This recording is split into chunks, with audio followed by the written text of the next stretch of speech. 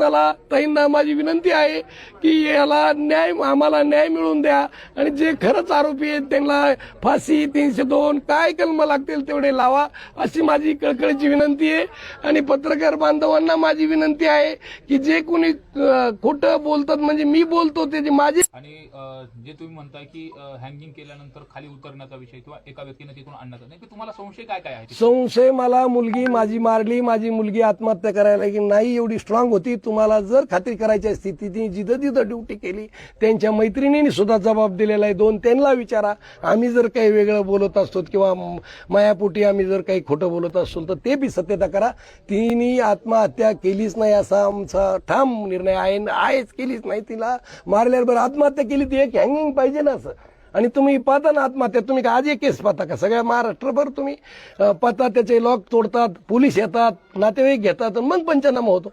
तुम्ही नातेवाईक यायच्या आधी पंचनामा एवढी गडबड काय केली? आणि हँगिंग झालेला माणूस जिवंत राहू शकतो का सांगा?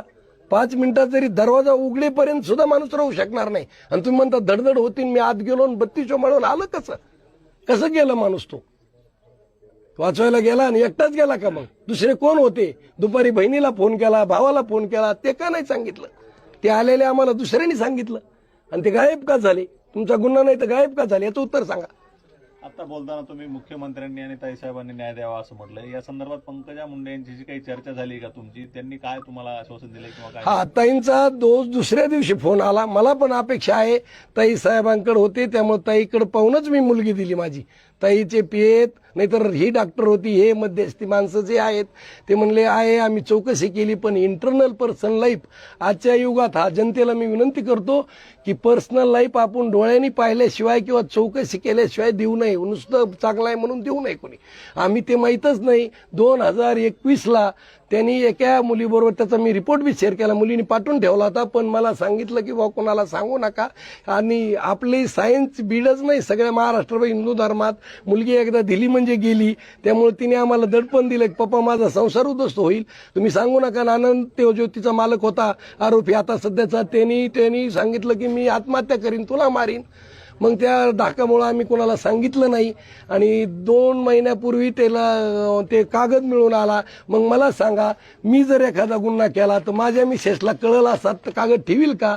म्हणजे याचा उद्देश तिला टॉर्चर बी करणं होता, पण ती एवढी स्ट्रॉंग होती, तेवढं वाचून तेवढं करून सुद्धा ती तिथंच राहिली म्हणली असं आमच्याकडचे म्हणजे बोललेले आहेत फोनवर। आमचे CDR ते करा, आम्ही काय बोललो ते काय बोलले, पालकाचा घ्या, त्या मुलीचा काढा, काय तपासणी करता येईल तेवढी करा, पण आम्हाला न्याय द्या अशी विनंती मी ताई साहेबाला फोनवर केली।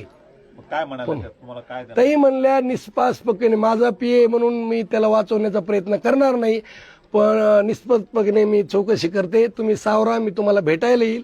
आज येणार आहेत असं मला निरोप आलाय। जो तपास सुरू आहे त्या तपासावरती तुमचा समाधान आहे का? आणि तपास योग्य पद्धतीने चालू का? कुणी यामध्ये हस्तक्षेप करत असं वाटतं? नाही, हस्तक्षेप करतंय हे तर आम्ही सांगू शकत नाहीत, पण तपास का नाही, संशय का आहे किंवा का नाही, कारण 2 नाते आम्ही 3 जणांचे नावं लिहिलेत आणि कोणचा बी कृत्य करताना ते 3 जण 3 1 2 काय एकापेक्षा जास्त व्यक्ती तिथं असा आमचा दावा आहे। आणि हे आहेत आणि यांनी मुलींनी सांगून सुद्धा यांनी काहीच कारवाई केली नाही। ठीक आहे, आमची मुलगी लय त्रास देत होती तर त्याने हात जोडून म्हणायचं साहेब जरी तुम्ही हे केलं तर आमचं जमत नाही, हे लेकरू घेऊन जा, माझं लेकराचा जीव गेला नसताना।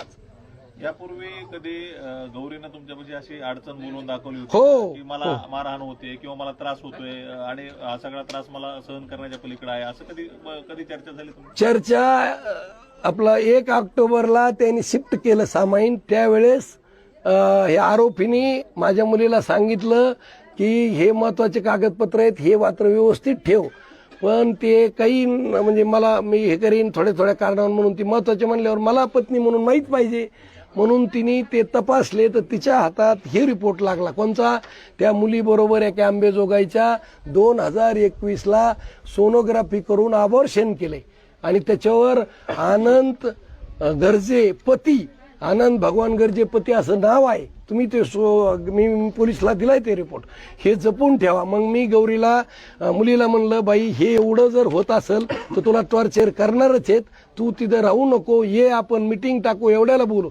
म्हणले मला सोडायचं नाही. त्यांनी मला धमकी दिली का मी तुला मारीन, तू मरल, तेव मरल आणि मग सगळं संपून जाईल. त्यामुळं पप्पा एवढं हे झालंय तर मला राहू दे इथं, मला नका नेऊ किंवा मिटिंग टाकू नका. आणि जर मिटिंग टाकून मला राहायचं तर ते एक अपराध्यासारखं होतं आणि सगळीकडे चर्चा होती, नातेवाईक भाऊ किंवा असं आहे मग असं आहे. तर ती एक विनंती आहे की तेव्हा आम्हाला माहीत झाल्यावर आम्ही जरा लक्ष द्यायला लागलो, फोन करायला लागलो, ती फोन करायला लागली. आणि फोन केल्यानंतर तिने सांगितलं की असं आहे. आणि मी बर्थडे होता त्यांचा, त्याला मुद्दाम गेलो की बा यांचं कसं चाललंय. त्यावेळेस सुद्धा मी म्हणलं याला मी वैयक्तिक बोलतो आधी, आणि जर त्याने ऐकलं नाही तर मग नातेवाईक मध्यस्थी माणसं ताईकडे आपण जाऊ, ताईकडे असल्यामुळं. आणि ती म्हणली नाही पप्पा, त्यांनी मला सांगितलं असं तसं. कधी होता वाढदिवस, कधीची गोष्ट आहे? 3 ऑक्टोबर. आणि तोपर्यंत सुद्धा काही नाही. हे डायरेक्ट आम्हाला तोपर्यंत चांगले, पण डायरेक्ट आम्हाला किती 23 तारखेला शनिवारी संध्याकाळी फोन आला. आणि फोन येताना सुद्धा त्याच्यात वेगळा आला.